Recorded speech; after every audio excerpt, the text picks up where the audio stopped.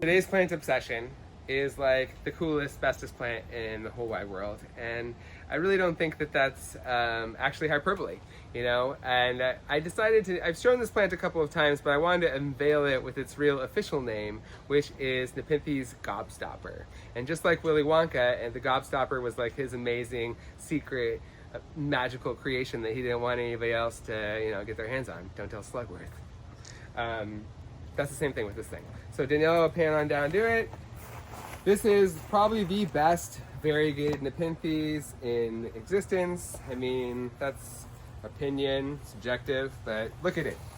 You've probably seen a few other things. There's a variegated Ventrata. There's even a really cool variegated Ampullaria, which I feel like is right in the contention for that title, but this thing is just so special.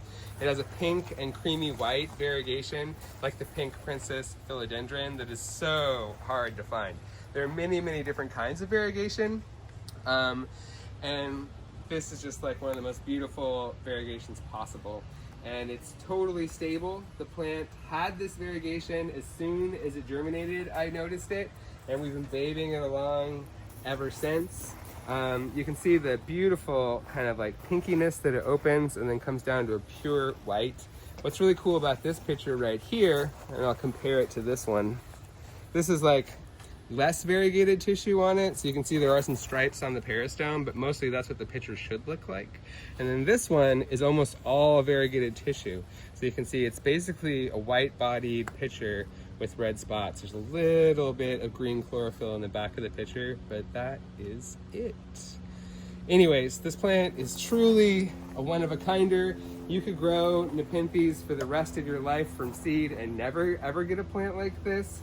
Oh, and one of the other things I just love about it, I'll turn it around so you can see this better, is the stem.